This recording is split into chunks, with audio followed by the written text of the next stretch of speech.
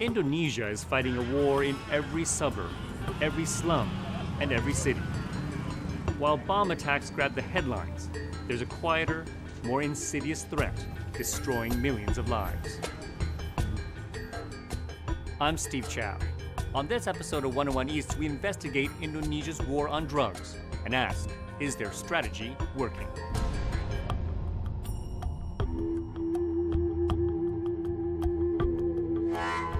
Indonesia demonizes drug users with some of the world's harshest narcotics laws. Here, addiction is seen as a security concern, not a health issue. Dari masyarakat ada memandang sebelah mata aja. Di industri itu mungkin masih memandang kita itu penuh dengan diskriminasi.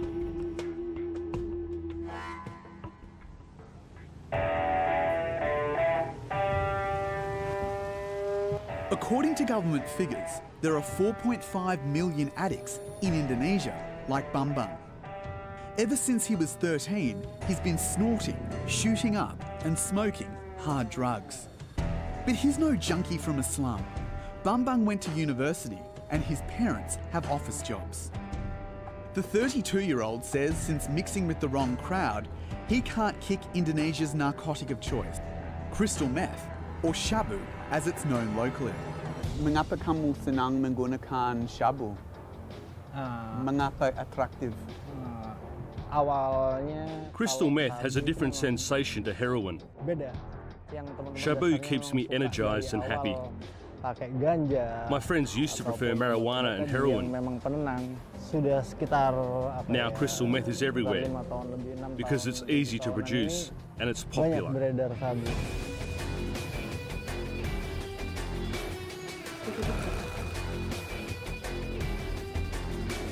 Under the cover of night, Bambang and his friends often head to back alley crack dens to score, smoke and shoot up crystal meth. Gak dapat nyawa lagi.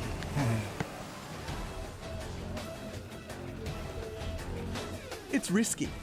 As a user, being caught with meth, no matter how small the amount, could land you in jail.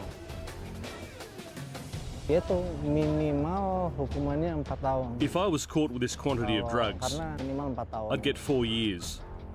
That's the minimum for possession. Indonesia says drug abuse is a national emergency, or darurat, and use heavy punishments.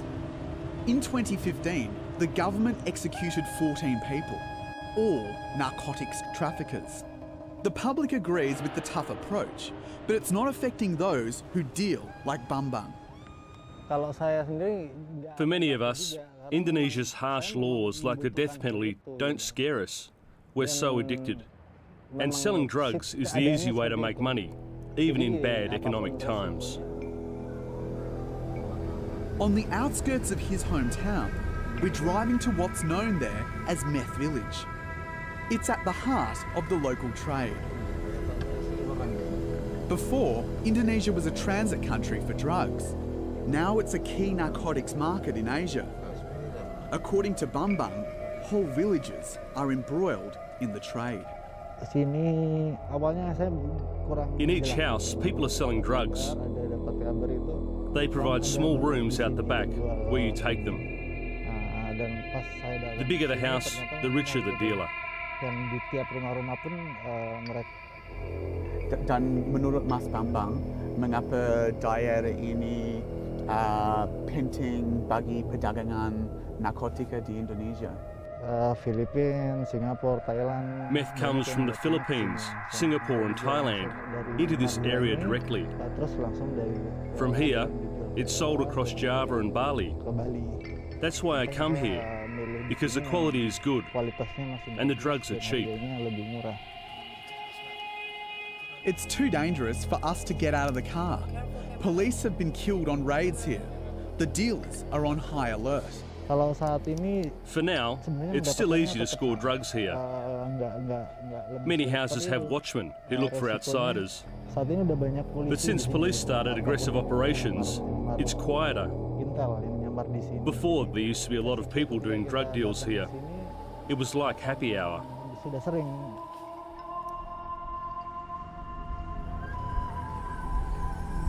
In the capital, Jakarta, another violent chapter of the drug war is unfolding. 3 days ago, 2 police officers, with the help of an informant, raided this row of houses. Inside this one, 3 men were injecting meth. When the police burst in, one of the users screamed for help, alerting a nearby gang. The gang then killed the informant and started to attack the policeman, who then jumped into that river over there to try and escape them. One policeman drowned, the other one survived, but with serious stab wounds. Several days later, the authorities hit back, shooting 2 members of the gang dead in separate operations.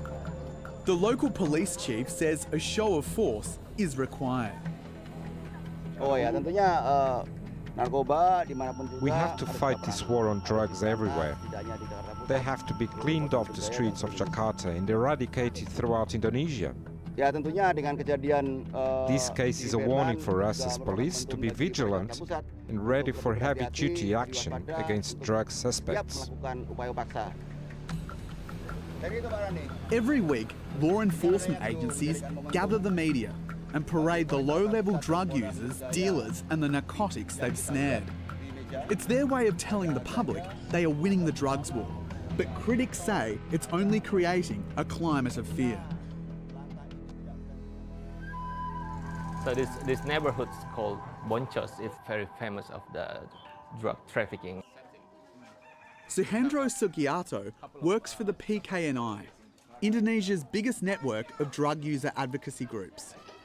They shoot up actually over the wall, across this wall. His groups provide clean needle programs and other services in troubled areas like this. Since the drug war escalated, they've also seen a rise in a related and equally deadly problem, HIV. Now junkies fear carrying a syringe could get them thrown into jail, leading them to share needles instead. They're afraid to carry the needles. Yeah, because the police. We'll be facing the next HIV outbreak if the situation doesn't change, for sure. In the past, hordes of junkies flocked to this shooting gallery, a garbage dump affectionately called Heroin Heaven. Now, because of the crackdown, they've scattered to more hidden locations, making it harder to help them. Suhendro says most people reuse dirty needles in a community where HIV is rife. It's creating the difficulty for the outreach worker to give away clean needles and to collect used needles because people's not here. And it's put us in danger of HIV epidemics, particularly in this area. From the courts to the jails, Indonesia's criminal justice system is under pressure from the drug war. Rudy Wedhasmara works pro bono as a defence lawyer. He says the narcotics laws are unclear and unfair. There's no difference in definition here between a drug user and a drug trafficker. Our laws criminalise the victim. If someone is buying a drug for their own use, it's described by law as being involved in an illicit trade. Our laws also say if a person is caught with a gram of a drug, they should be sent to rehab, but instead they're sent to jail.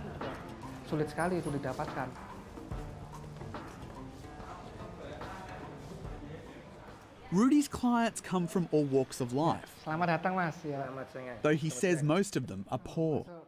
He created an NGO which not only provides legal advice, but also drug counselling and rehabilitation. Ini nanti ruang konseling. Jadi nanti konseling itu waktu-waktu tertentu gitu ya, sesuai jadwalnya. Masnya kalau selama ini sudah, kalau boleh tahu awalnya ini sudah berapa lama menggunakan narkotika? Mulai awal. Ya, hampir bisa dibilang 15 tahun lah. 10-20 tahun yang lalu. 20 years ago, narcotics like shabu and ecstasy were only used by rich people.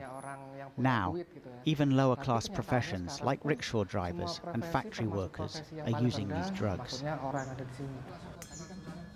Today, Rudy is running a workshop in a graveyard, a popular hangout for junkies trying to hide their habit. Ini ada brosur, mungkin teman-teman ada yang sudah dapatkan, tapi sepertinya ada yang masih belum gitu ya. It's an opportunity to teach drug users about their rights. Punya pengalaman ditangkap nggak? Oh pernah, pernah saya pernah. Itu kapan kejadiannya? Ya kurang lebih ya udah 2 tahunan lah. Itu karena apa? Karena kriminalnya atau karena kepemilikan narkoba? Ya, narkoba. Apa? Rudy says police often exploit narcotics laws to entrap addicts. Bahkan orang yang The narcotics laws are often used by police, prosecutors and judges to solicit bribes. We call the process wani piro, which is local slang for how much. Jail officials say because of the harsh narcotics laws, between 60 and 70% of the prison population are drug offenders. The country's biggest jail, Chimpanang, even has a special section to accommodate the growing number of drug criminals. Chief Warden Andika Prasetya gave us rare but limited access where we could only film prison programs like this concert.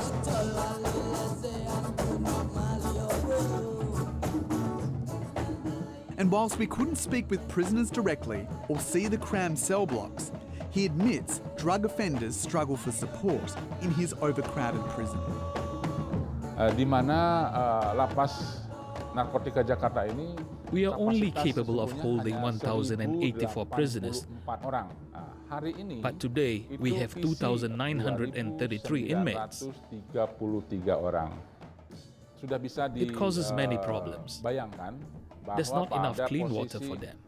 There's little room for resting or rehab activities.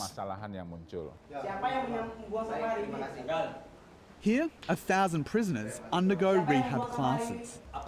Today, they're conducting an exercise where prisoners air their problems by confronting each other.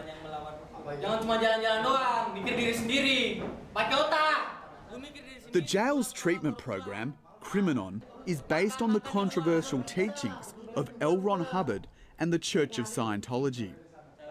But in a system with nothing else to offer in the jail, the chief warden says it works.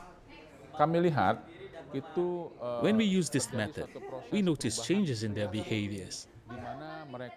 They are happy, more obedient, and disciplined. They look cleaner and tidier compared to others who haven't done the program.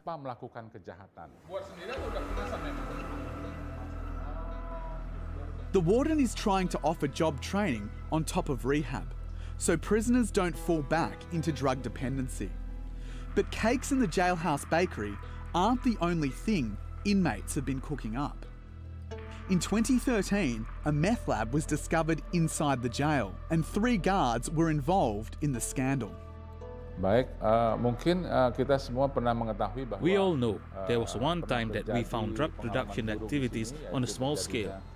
This case is an indicator for us to be more aware of the involvement of prison staff in trafficking. Those staff involved were fired and some were even convicted. The warden concedes many corrupt guards are still involved in smuggling narcotics into the jail. Yes, we can confirm that the effort to do drug smuggling inside prison is still happening. But it's not as often as in the past. I don't deny bribes and corruption occurs in the jail. Our staff are human beings. They can get influenced by criminals.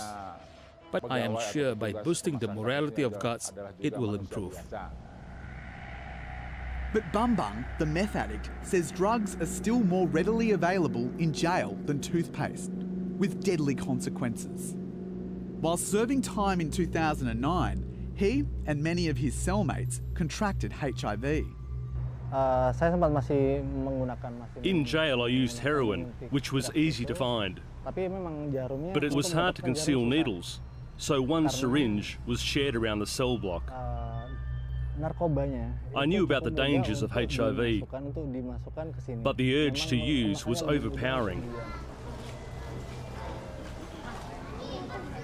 Rudy says prison is the worst place possible for addicts. Prison is no solution, as they remain addicted. The fight against narcotics just sacrifices the victims even more. Rudy's client says he was jailed for being a dealer because he had planned to share a gram of heroin with a friend. Drug treatment was part of his punishment, but the medical officials who provide that service wanted a bribe to treat him. Now he says he can't leave drugs behind. I don't want this addiction. I want to be a normal person with a normal job, to help my parents. That's my dream. Rudy says most of his clients want help for their addiction, but that is not going to happen. They're overcrowded cells. People sleep together in the one place. And users are together with dealers, so they learn new ways to be criminals and get drugs easily because inspections aren't strict. Even Indonesia's narcotics crime agency, the BNN, has little faith in the existing system. The agency's chief is recommending they build a drugs jail, with crocodiles, tigers and piranhas guarding the perimeter because wild animals can't be corrupted. The plan is awaiting approval from the Law Ministry. Of course, we understand it's difficult to keep crocodiles, tigers and piranhas. And people think our plans are satirical. But people also get hysterical when a few die in a terrorist attack. Yet every day 30 to 40 people die of drug overdose. We need to be serious because drugs are the enemy. But it's the BNN who produces the statistics that support the government's drug war. Academics question these numbers, arguing both addiction and overdose rates rely on unorthodox methods and anecdotal evidence. This research was conducted by professors and doctors from the University of Indonesia. There is no exaggeration. This was an independent research project. Such statistics give them the mandate to push their own agenda. Currently, they burn narcotics from drug busts, but their latest proposal would see them kill drug dealers by force-feeding them their own contraband. While controversial, the BNN spokesperson says a tough line is needed to combat drugs in Indonesia. Our boss has a strong commitment to a war on drug smugglers because these syndicates are planning systematic mass murder of our youth. He instructs us to use our weapons to uphold the law. Don't keep the weapons in the garage. It means BNN should be firm. For example, if a smuggler is against us, shoot him.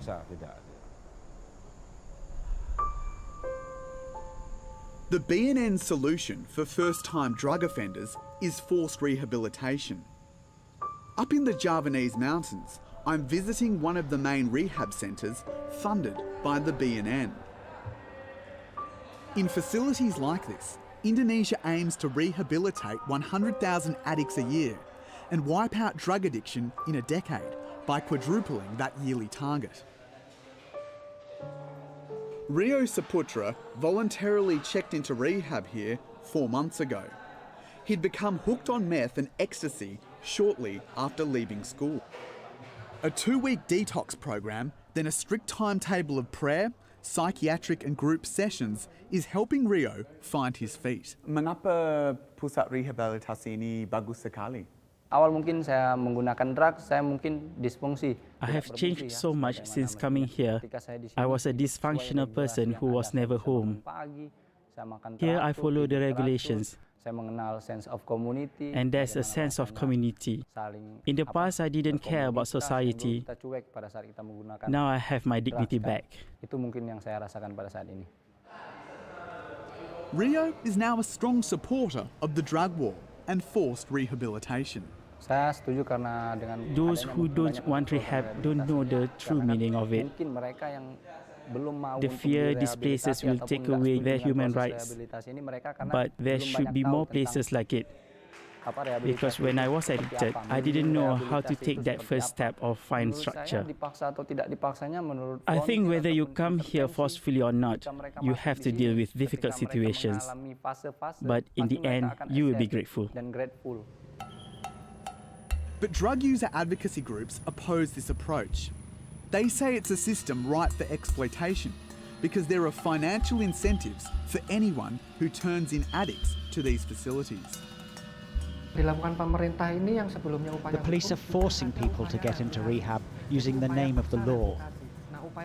They're forcibly entering places like nightclubs, student boarding houses, and even residential areas, and getting people to do urine tests. And in doing that, they're breaching human rights.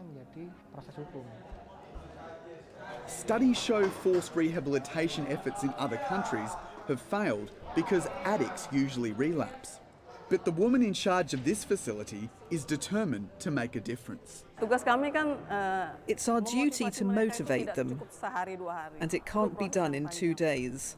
It's a long process. She says the challenge is there aren't enough rehab centres to meet the demand. We want to reach 400,000 participants a year, but most facilities aren't ready. Last year, Indonesia only treated 40,000 people. And the other problem is there's no standard practice for addiction treatment. The 400 rehab centres across the country use vastly different methods. Take this government-funded Islamic treatment centre. It uses a cold turkey approach, where the only treatment on offer is an early morning cold shower.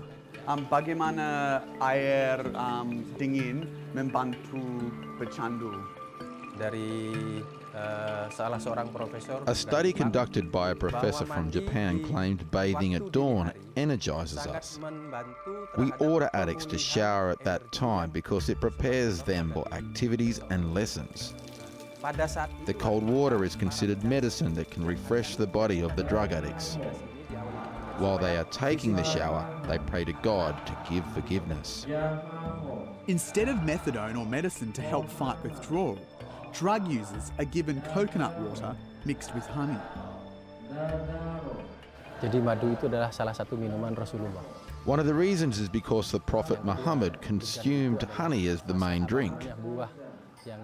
We choose coconut water for detoxification because it's a natural ingredient that does not contain any chemical substance. For some, it works. 15 years ago, Rudy, the pro bono lawyer, was a patient here. After 2 stints, he became clean. But the methods back then were even tougher. In the early days, my legs were chained and tied with string. According to the officials here, feet were chained for safety when experiencing withdrawal. At his home, Rudy says he became hooked on meth, heroin and ecstasy during high school because of the encouragement of his older brother, who was also an addict. Ada waktu yang paling buruk? The worst time was when I overdosed on heroin. My legs were paralyzed. I had to use a catheter to urinate, and I was in hospital for 3 months. I was only 20 years old. Rudy stole from his parents to feed his addiction. The turning point was when he went to jail. For Rudy, that seems a lifetime ago. Now he's a family man with 3 kids. To gain redemption, he wants to spend the rest of his life helping others. Most of my friends overdosed and are dead because of using narcotics. It makes me feel so guilty because it was me that introduced them to drugs. This community service that I provide helps those in need and helps me atone for my sins. As a survivor and fighter of the drug war, Rudy believes Indonesia needs to rethink its harsh approach. From my experience, I recovered with the help and support of a community. That's why I'm here, to help other drug users, and I think those who've struggled through addiction. Arresting addicts is the easiest way, but not the right way. The government is not entitled to penalise all drugs, and it won't solve the problem. We need a humane approach. At treatment centres across Indonesia, thousands still try to shake the grip of addiction. But strict laws and jail terms to combat drugs aren't solving the problem.